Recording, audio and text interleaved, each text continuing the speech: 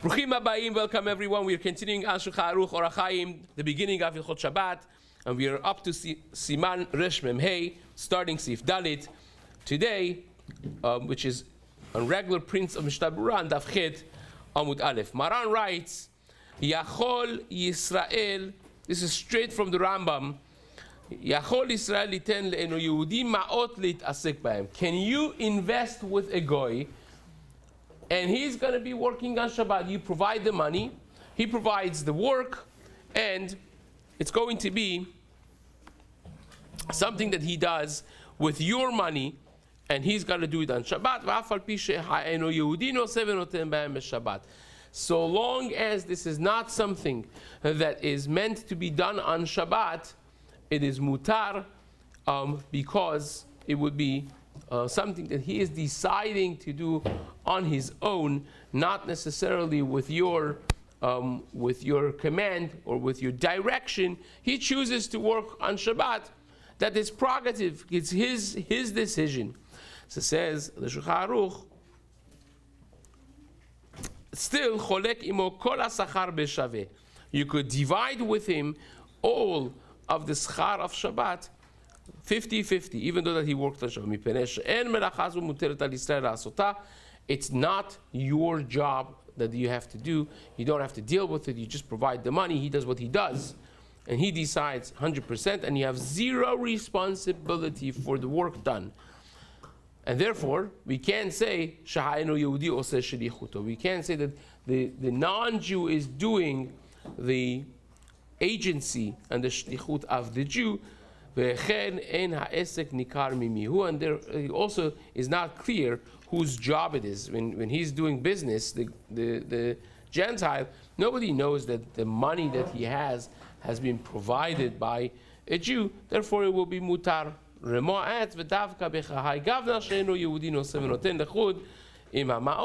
That's only when the goy is dealing with the money alone. But if every person, the Jew and the non-Jew, on their under their day, the Jew does it on Sunday, the non-Jew does it on Shabbat, and therefore the Israel has to cover, the Jew has to cover for one day because the non-Jew is doing Shabbat.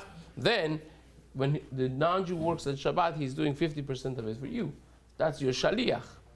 Therefore, that would be, of course, asur. If you are holding a guarantor item of a non-Jew, in other words, you lent him a certain amount of money, and he put his watch to guarantee the loan, and now you're holding that as a guarantee. We'll see later on what exactly is going to be the halacha of holdings that the Jew has as a guarantee for a loan. Says the Mishnah Berura,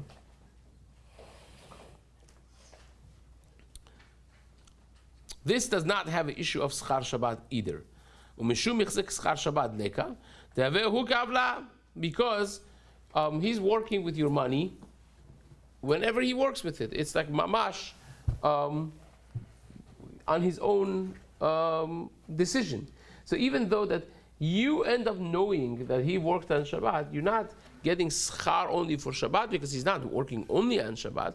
He's working whenever he's working. So even though that you end up knowing that some of this money was made on Shabbat, still is mutar to take the money because it is behavla, it is included in other money that is mutar, and therefore the subtotal of it is mutar for you to have hana'ah from to take.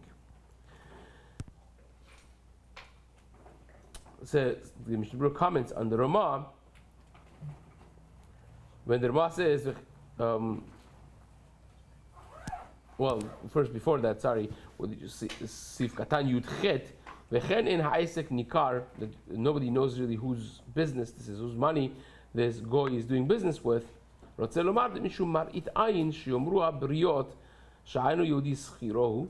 No one is going to think that this Gentile is the shaliach of the Jew because no one knows that the money he has is the Jewish money, and therefore there's no mar'it ayin, there's no misunderstanding over here. Ta'alo And Isaac Nikar Shemiu. Nobody knows who the supporter of this business financially is. She'im Hayanikar, if it was known to people, it would be clear, and it's called the business of the Jew, right? It would be in Holdings 2652 126.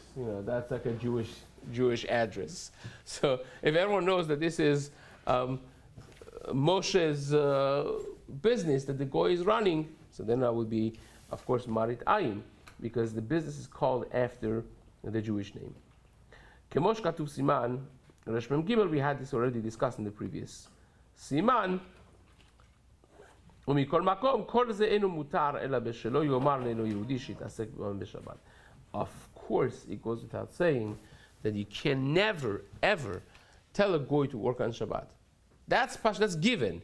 You can't ever tell a goy directly, explicitly, I want you to work on Shabbat for me. You cannot do that.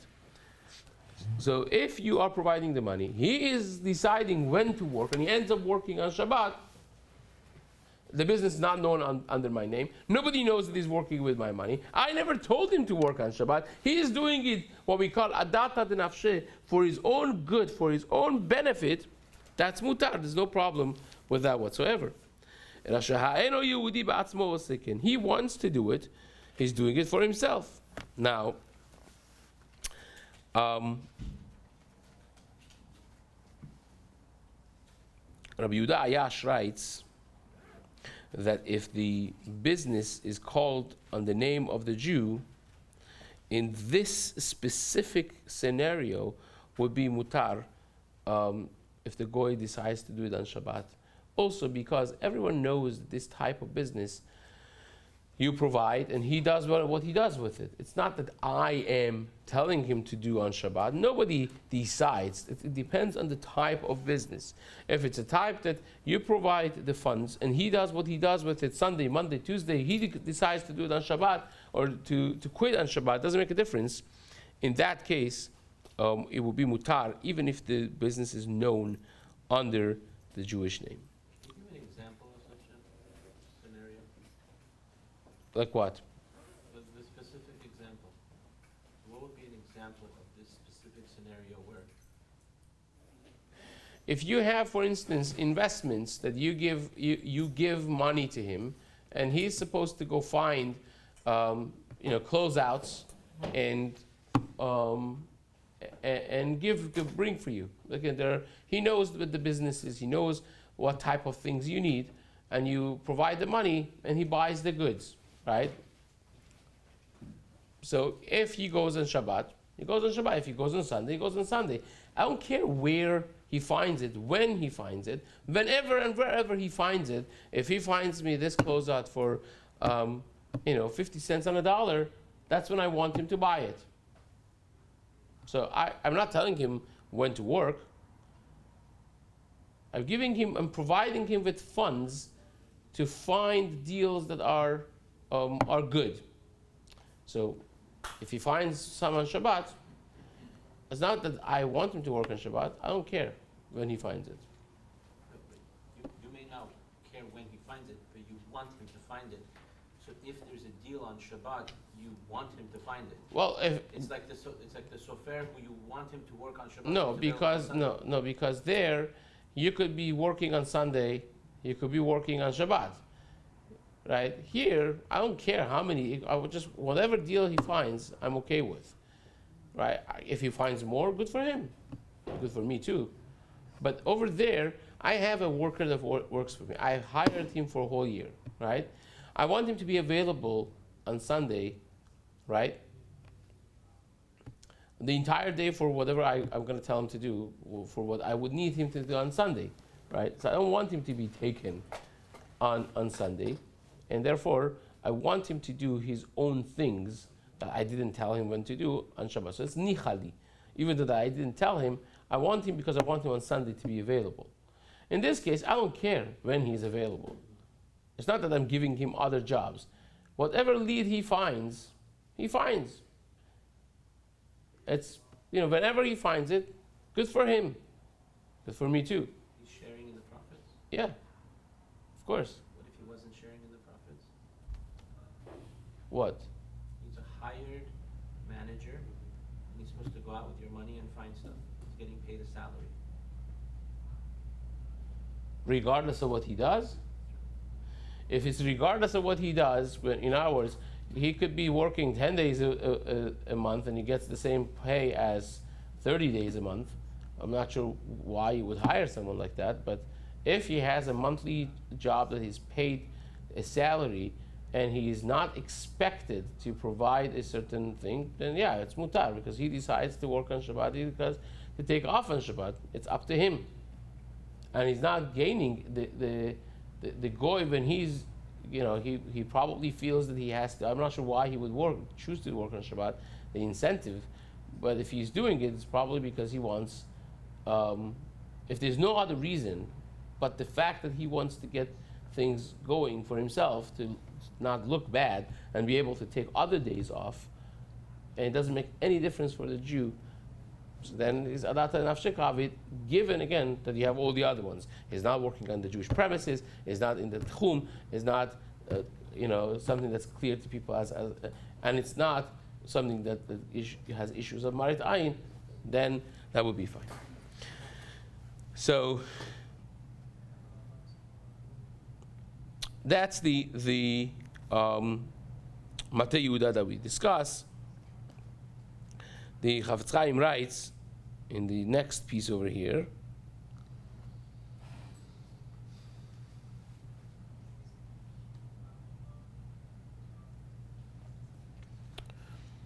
on the last piece of the Rama, that the Rama mentioned, it's going to be asur if you have a goy that has to work on Shabbat and then you have to cover for him on Sunday. That would be, of course, asur, unless the tenai that we discussed in the very beginning of this Siman is met, which is in the beginning of your shutfut, in the beginning of their partnership, they made it clear tonight. They said, you will have the entire Shabbat. I have 0 chelek in Shabbat. I have the whole Sunday. You have 0 chelek in Sunday. I have nothing to do with Shabbat. You have nothing to do with Sunday or Monday, whatever, one of the other days. In that case, from the beginning of the shutafut, they made that tonight. Then, even though that they are working each one on their own day, they still could divide the proceeds 50-50, right? Because it's not that he's by the lens of halakha, he's not looked as your shaliach when he's working on Shabbat. He could insist that all of the proceeds of Shabbat go to him, all the proceeds of Sunday go to you. He could do that. The fact that he wants to make it easy and do 50-50 is just being mochel the extras that he would get, or you're being mochel the extras you would get, but it doesn't change the structure of the deal, the way the business was formatted in the beginning.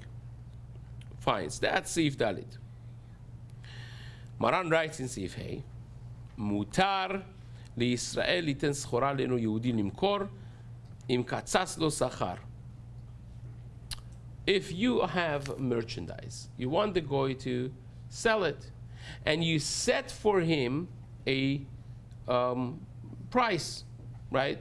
That whenever he sells one, he will get $5. Every one of these merchandise that he sells, he'll get an X amount of dollar. So now when he's pushing to sell more and more of them, is because he wants more and more money for himself. So if he decides to go and sell it on Shabbat, then he is, of course, doing something for himself, which would be completely mutar, says the Shulchan Aruch. ובלבד שלא יאמר לו מכור בשבת. Of course, again, we reiterate this many times, he can't tell him to work on Shabbat. That's pashut. But if he decides to do on Shabbat, that is mutar, even though that you are benefiting from the sales that he makes on Shabbat. Im katzas, says the Mishna Berura, de'az amrina ladata denafsheka avid ve'eno shlucha.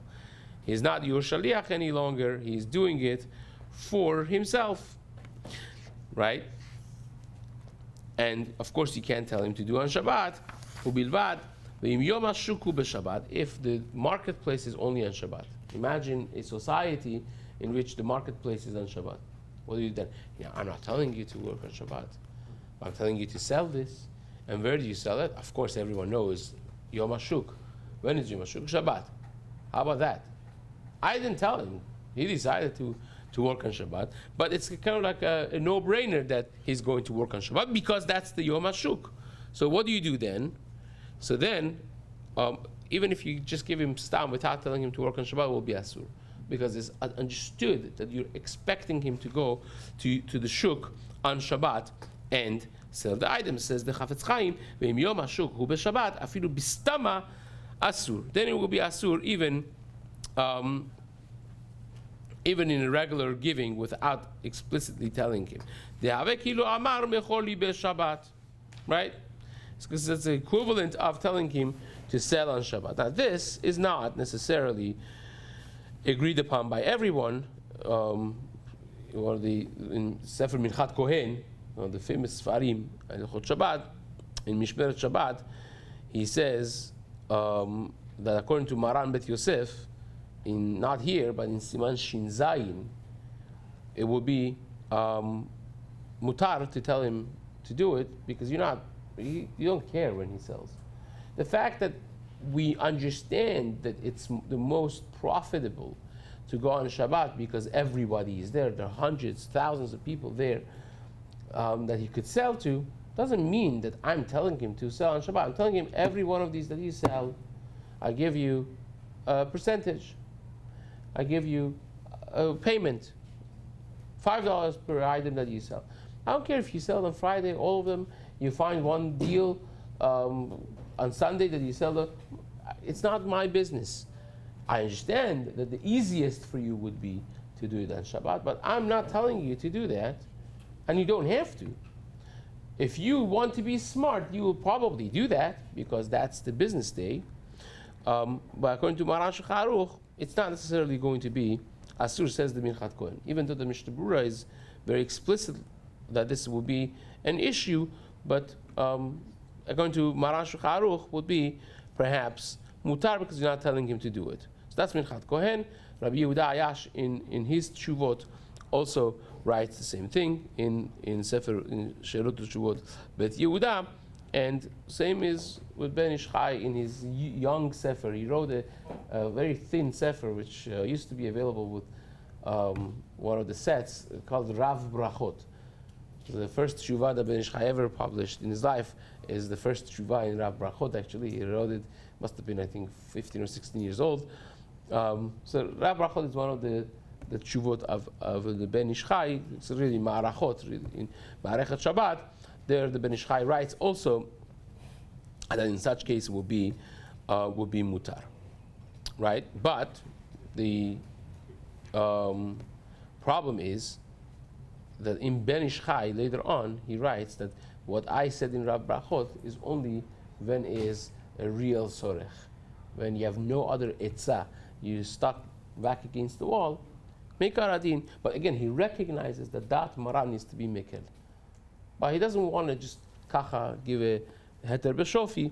So he says only makom sorech gadol a person could be lenient in that case. Now, many of the other Sephardi poskim also align themselves with this. In Zera Emet, or the earlier Tshuvot of the Gedolei Sfaradim, he says the same way. Rav Masas in Tvot Shamish, in the main Tshuvas that he wrote before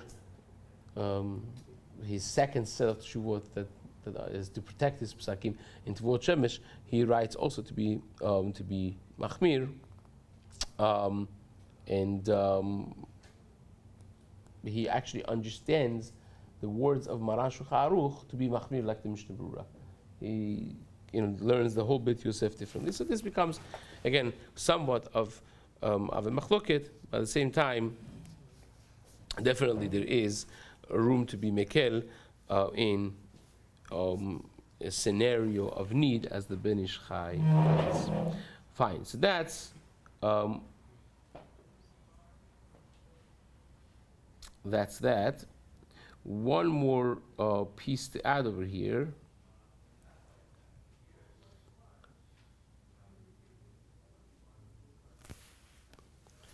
You see, selling is a Isur Darabanan, right? Conceptually. Because the problem is you may come to write on Shabbat. That's why we don't sell things on Shabbat. Actual selling by itself is not necessarily an issue, right? Even though you're transferring ownership of the thing, Yeah. the status of the thing changes. Yeah, that would be fine, right? Transfer. Actually, there's a very interesting Rab Kiva Eger that talks about creating a shtar mechira for mechirat chametz on a year that the Erev Pesach falls to be on Shabbat. Now we do the mechirat chametz on Friday, right? Because of this tshuvat Rab Kiva Eger. But the thing is not so clear, because you could set up a shtar from before Shabbat that would take action on Shabbat, technically speaking, and you're not doing anything. Transfer of ownership, for instance, you could have a makolet, and there are some neighborhoods in Eretz Yisrael that they have this. There's a makolet that's open on Shabbat. The owner is not there. Nobody is there. The door is open. It's a neighborhood makolet, right? The mom and pop shop type of thing. And if you are short something for Su'udah, you just walk in, you take what you want, you go use it, and after Shabbat you pay. Right? So that type of setting, even though that you took possession of this on Shabbat, it's fine. Right? Now, why is this important? Because you see from here that you can't tell a goy from before Shabbat to do an Isur Derabanan on Shabbat. Even that's Asur. Right? Of Amira La'akum, from before Shabbat, you're not telling anything to him on Shabbat, you're telling him from before Shabbat to sell on Shabbat. That would be still Asur. Even though that is the Amira La'akum is the Derabanan. The selling is Derabanan. And you're saying it before Shabbat, still, that would be Asur. Even though that this is, again, a simple thing, but it's kedai to speak it out, because conceptually this has many other outcomes in halakha as well. Now,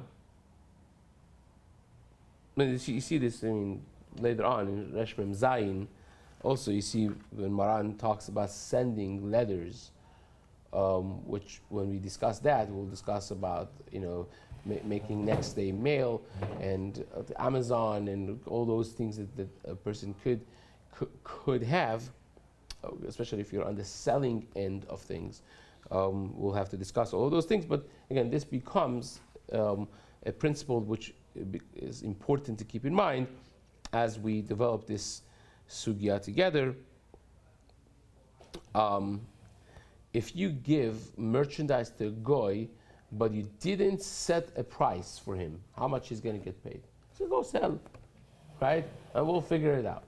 So if he knows that every item that I sell, I get $5, whenever he's pushing for a sell, it's adata denafshe kavit. He's doing it for himself. But if you didn't set any price, you didn't set any specific thing, as we'll see later on in Siman Resh Mem Zayin, that would be asur, according to Maran Shulchan Aruch, because his mind is not clear what he's going to gain from it. So for now, he's doing it because you said to sell. So he's selling it for you on Shabbat. That's a problem. But if you have a set thing, it's $5. Everything that I sell, every one of them $5 for me, that's adata denafshe kavit. So when he decides to do on Shabbat, also he's doing it for himself. Whereas in the previous case, there's no set thing that he knows, you haven't decided, he just told you, go sell and we'll figure it out, then it will be, actually according to Maran, it will be a problem, right? Not like the Rama over there. So this is just something to kind of have on the back burner as we are learning Resh Mem Hey, because these are going to come back to us in next two Simanim. We're going to be discussing a lot of details. So it's important to know where yes and where not, and why. Here is because we want to create a scenario in which everything he does is adata denafshe. He's doing it purely for himself. selfish. I don't care about the Jew. I want the $5 I get out of every item. So if he didn't tell me to do it on Shabbat, and I don't have to do it on Shabbat because not Yom HaShuk, I'm just deciding to work on Shabbat, that would be mutar. But if he didn't give me a clear-cut schar or percentage, then when I work, I'm like, oh, he said we'll figure it out, so hopefully he'll pay me. But now I'm doing it for him. So that, according to Maran, is going to be a problem. I will stop here by